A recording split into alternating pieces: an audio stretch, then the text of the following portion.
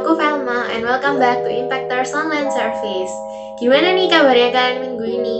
Pada baik-baik aja kan? Gak kerasa ya, kita udah masuk di bulan Agustus di tahun 2020 ini. Dan seperti yang kalian tahu, kalau kita masuk ke bulan baru, berarti kita juga punya tema baru. Dan untuk tema kita di bulan Agustus ini adalah Decision. Untuk topik kita minggu ini adalah sekarang atau nanti yang bakal dibawain sama Kak Grace. Jadi jangan lupa ya, ditonton dari awal sampai akhir dan jangan di-skip satu detik pun. Untuk kalian yang mau ngasih persembahan, bisa scan barcode di bawah ini ya. Pasti udah pada gak sabar kan buat dengerin firman hari ini? Tapi tunggu dulu, kita PAW dulu habis ini. Yuk kita siapin hati sama-sama dan berdoa terlebih dahulu. Terima kasih ya Tuhan untuk penyertaan-Mu ya Tuhan sepanjang minggu ini ya Tuhan, sehingga kami dapat kembali ya Tuhan mendengarkan firman-Mu di online service hari ini ya Tuhan. Kalau sebentar kami akan mendengarkan firman-Mu ya Tuhan, Kau yang tuntun dan sertai kami ya Tuhan, sehingga kami dapat mengerti setiap pengajaran dan firman yang diberikan, sehingga kami dapat menerapkannya dalam kehidupan kami, dan kami dapat hidup semakin sesuai dengan kehendak-Mu ya Tuhan. Kalau di antara kami ya Tuhan masih ada yang melakukan dosa dan mengecewakan hati-Mu ya Tuhan, Engkau yang ampuni kami ya Tuhan. Terima kasih Tuhan untuk penyertaan-Mu ya Tuhan, dalam nama-Mu kami berdoa, amin.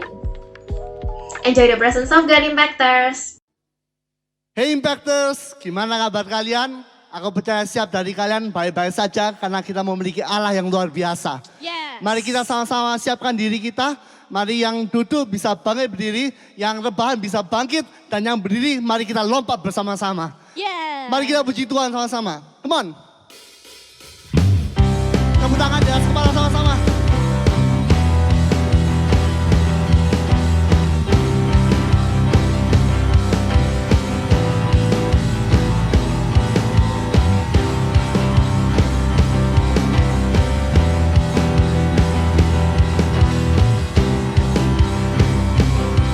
Katakan sama-sama yuk, tiba saatnya. Tiba saatnya kami berkumpul bersatu dari segala suku dan bangsa, berdiri di hadapan tataan domba, satu suara menyatakan Keselamatan bagi Allah. keselamatan bagi Allah yang duduk dan bertata. Kami naikkan pada anak domba, Pujian. pujian dan kekuatan, hormat dan kekuasaan, kemuliaan bagi Dia selamanya.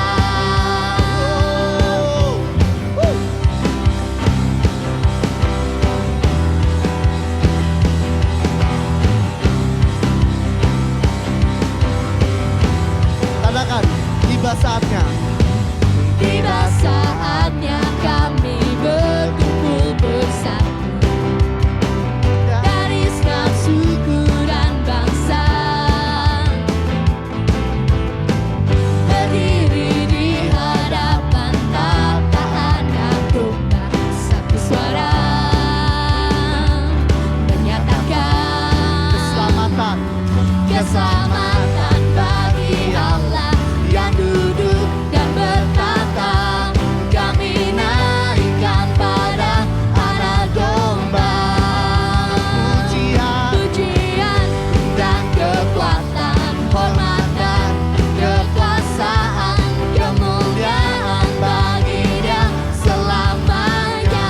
Keselamatan. Keselamatan bagi Allah yang duduk dan bertata.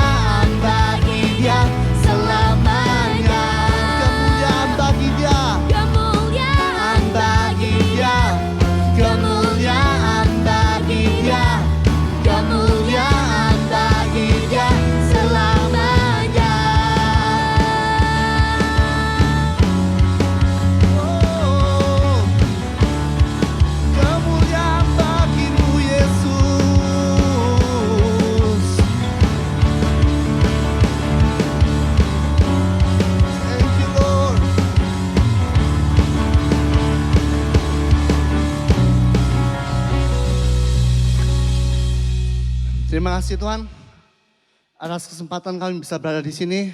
Kami dapat memuji-Mu dan kami dapat menyembah-Mu Tuhan. Biarlah kemuliaan ada padamu sampai selama-lamanya.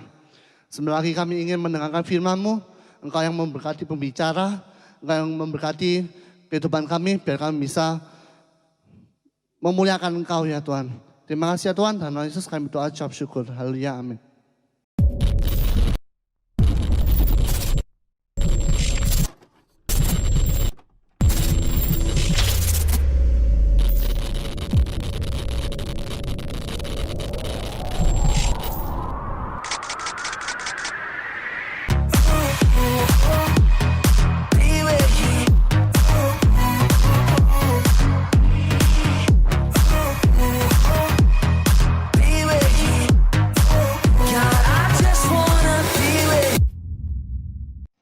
Halo Impactors, gimana kabarnya? I hope you are all in great conditions. Nah, di bulan Agustus ini kita akan belajar tentang membuat keputusan sesuai firman Tuhan.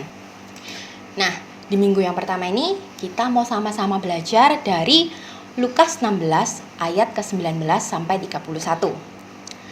Di pasal ini, Yesus menceritakan tentang seorang kaya dan seorang miskin yang bernama Lazarus.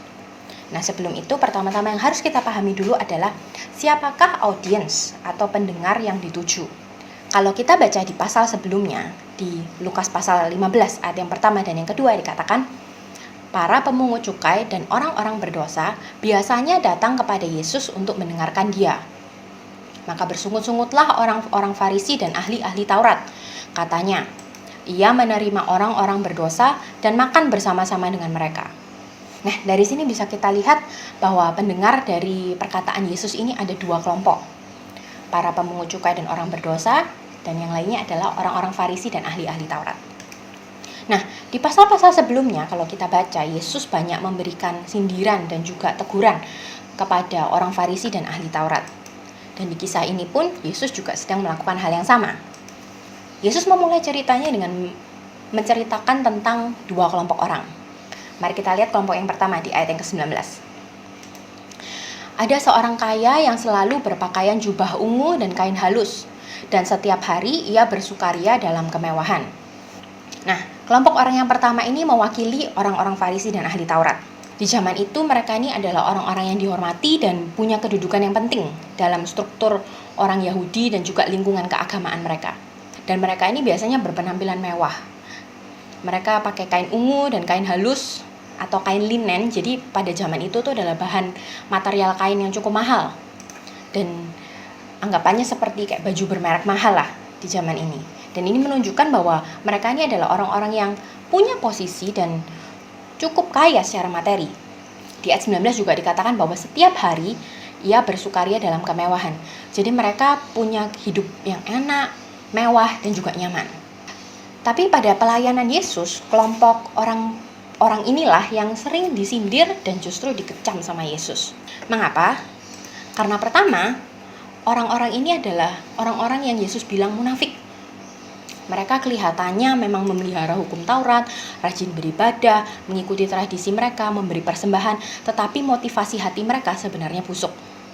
Nah, di zaman sekarang pun banyak dari kita orang-orang Kristen yang seperti orang Farisi dan ahli-ahli Taurat ini.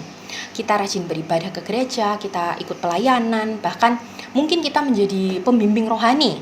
Kita memberikan persembahan, kita kelihatan rajin baca Alkitab, kita kelihatan rajin berdoa, tetapi sebenarnya hati kita ini busuk. Motivasi kita bukan sungguh-sungguh untuk mengikut Allah, tetapi karena kita ingin dilihat baik dan ingin dihormati oleh manusia. Selain itu, yang kedua, kelompok orang Farisi dan ahli Taurat ini juga sukanya menghakimi orang lain.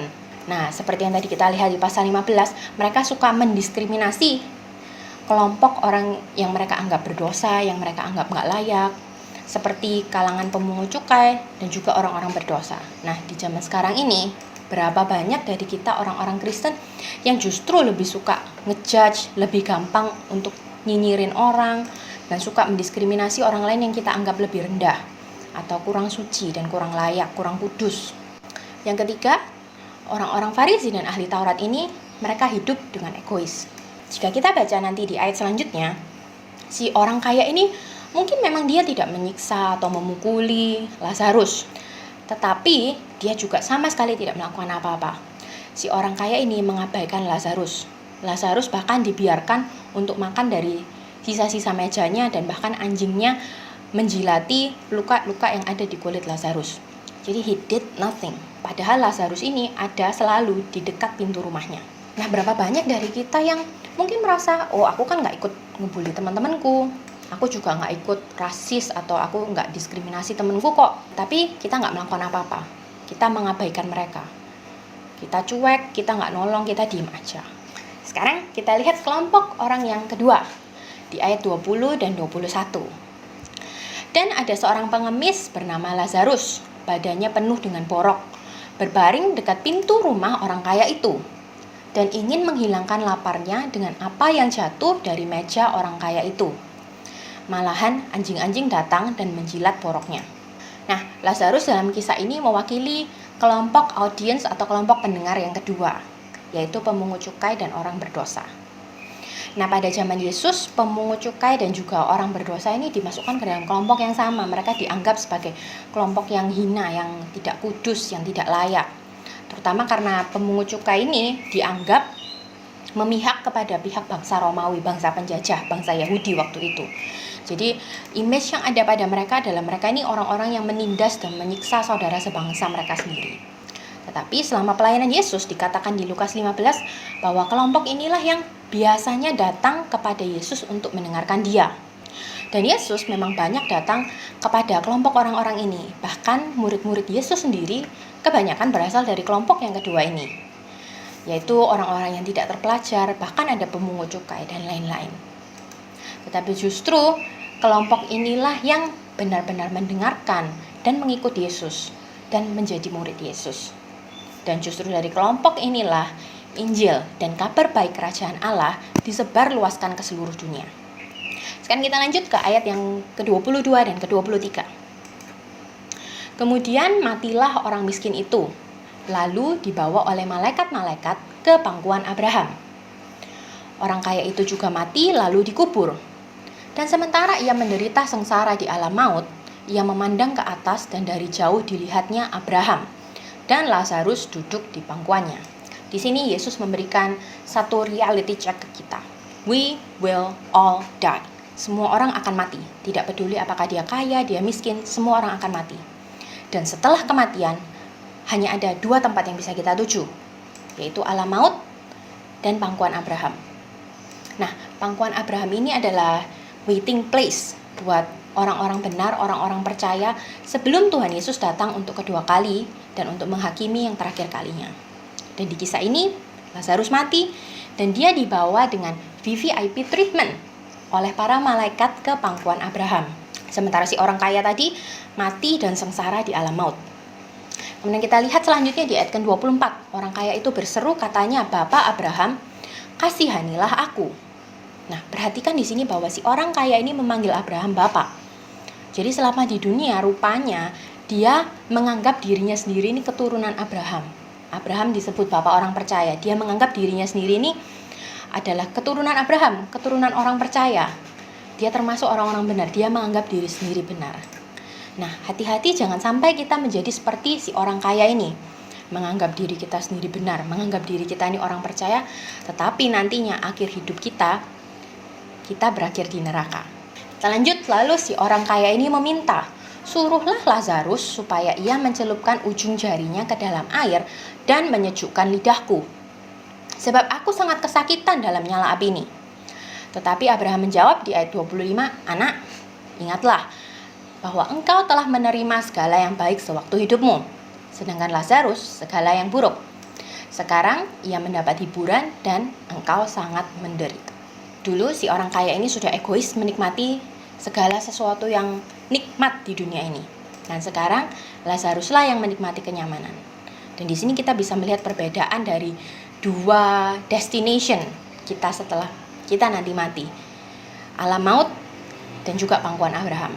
Di pangkuan Abraham, Lazarus mendapatkan hiburan, atau dalam bahasa Inggris dikatakan he receives comfort. Sementara orang kaya itu, dia sangat kesakitan dalam nyala api dan dia juga menderita.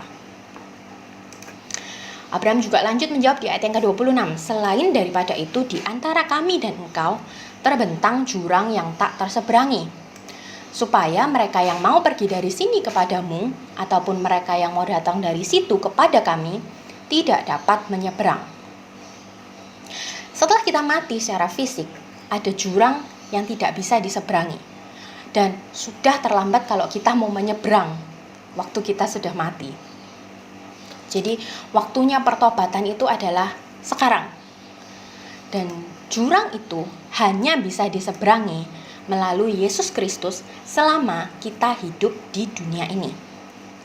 Jadi hati-hati, jangan sampai kita merasa, aku masih punya banyak waktu, jadi bertobat itu nanti-nanti aja deh. Atau merasa, aku tuh kan masih muda, senang-senang aja dulu, nanti-nanti aja kalau mau sungguh-sungguh ikut Yesus itu. Atau kita mikir, nanti aja aku akan jadi murid Yesus yang sungguh-sungguh waktu aku nanti sudah kerja, atau tunggu aku sudah menikah dulu deh, atau tunggu aku punya anak, dan beribu macam alasan lainnya. Selanjutnya kita lihat di ayat yang ke-27 dan 28. Si orang kaya meminta, kalau demikian, aku minta kepadamu Bapa, supaya engkau menyuruh dia ke rumah ayahku, sebab masih ada 5 orang saudaraku, supaya ia memperingati mereka dengan sungguh-sungguh, agar mereka jangan masuk kelak ke dalam tempat penderitaan ini.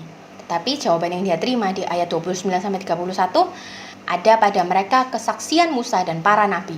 Baiklah mereka mendengarkan kesaksian itu. Jawab orang itu, tidak Bapak Abraham, tetapi jika ada seorang yang datang dari antara orang mati kepada mereka, mereka akan bertobat. Kata Abraham kepadanya, jika mereka tidak mendengar kesaksian Musa dan para nabi, mereka juga tidak akan mau diyakinkan, sekalipun oleh seorang yang bangkit dari antara orang mati. Firman Tuhan itu cukup, dan firman Tuhan sudah diberitakan kepada kita. Dengarkanlah firman Tuhan itu. Pertobatan kita tuh gak perlu kok nunggu tanda dari surga, atau menunggu kesaksian orang yang bangkit dari maut. Atau juga pertobatan itu gak perlu kita nunggu ada seseorang, kesaksian seseorang yang diberi penglihatan, dibawa ke surga atau dibawa ke neraka. No, bacalah firman Tuhan yang sudah diberikan pada kamu. Dengarkanlah firman Tuhan yang sudah disampaikan pada kita. Hidup kita di dunia ini terbatas dan juga sementara. Dan pada akhirnya kita semua akan mati. Jadi jangan sampai kita sama seperti orang kaya ini. Kita merasa diri kita sendiri benar. Kita merasa diri sebagai orang percaya, rajin ke gereja, rajin beribadah, rajin membaca Alkitab. Tetapi ternyata tidak demikian. Jadi hari ini, kamu yang mendengarkan firman Tuhan, bertobatlah dengan sungguh-sungguh sekarang. Berbaliklah kepada Tuhan hari ini. Tuhan melihat hati kita, bukan kesok-sucian dari sikap kita. Jadi jangan pernah menganggap diri sendiri suci, jangan pernah menganggap diri sendiri itu yang paling benar. Ikutilah Tuhan dengan sungguh-sungguh mulai sekarang. Yesus bilang di Matius 16 ayat yang ke-24 bahwa siapa yang mau jadi murid Yesus harus menyangkal diri, memikul salib setiap hari, dan mengikut Yesus. Jadi kalau kamu mau mengikut Yesus, ikutilah dengan sungguh-sungguh. Serahkan semua aspek hidupmu ke dalam tangannya. Semua yang kamu punya, mimpi, cita-citamu, talentamu, pikiranmu, perasaanmu, serahkan semuanya kepada Tuhan. Jangan egois, jangan keras kepala. Hari ini kamu yang mendengarkan firman Tuhan, bertobatlah dan ikuti Tuhan dengan segenap hidup. Mulai sekarang. Jangan tunggu nanti kalau sudah terlambat. Hari ini firman Tuhan sampai di sini. Dan aku harap kita bisa sama-sama belajar untuk sungguh-sungguh bertobat dan mengikuti Yesus sekarang. Kamu bisa lanjut mendiskusikan dengan teman-teman dalam kelompok kecilmu tentang langkah-langkah real apa sih yang bisa dilakukan untuk melakukannya, atau kamu juga bisa bagikan pengalamanmu. Nah, sebelum kita akhiri, mari kita sama-sama berdoa. Ya Bapa, terima kasih Tuhan untuk kebenaran firman yang sudah kami dengarkan ya Bapa. Kami mau berdoa Tuhan, biarlah firman-Mu ini gak cuma jadi firman yang lalu begitu saja, tapi kami bisa menerapkannya Tuhan, kami bisa melakukannya. Kami mau Tuhan untuk mengikut Engkau dengan sungguh-sungguh.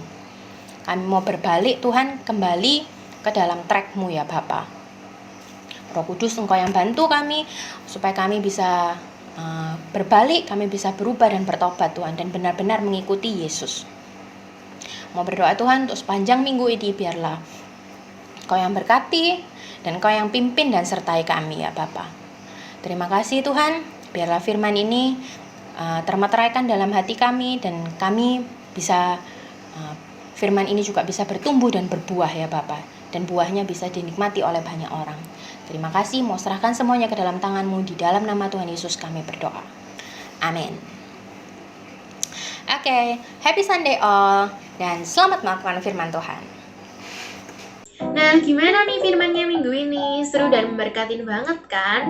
Makanya jangan lupa ya firmannya di-share juga ke teman-temannya dan tag ke Instagramnya @impactorsMDC. Nah, kalian juga jangan lupa untuk kontak sama kakak-kakak leadernya. Bisa lewat Zoom, Google Meeting, atau video call di Line dan WA. Yang penting jangan ngumpul-ngumpul ya. Dan buat kalian yang baru pertama kali join ibadah atau belum gabung di grup kontak, jangan sedih. Kalian bisa klik link di bawah ini kok. By the way, minggu depan kita bakal ada perjamuan kudus nih. Jadi jangan lupa untuk siapin anggur dan roti perjamuannya ya. Dan untuk kalian yang mau ngasih persembahan, bisa scan barcode di bawah ini. Nah, segitu aja ya Sunday service kita hari ini. Jangan lupa stay safe dan stay at home ya guys. Happy Sunday, bye-bye.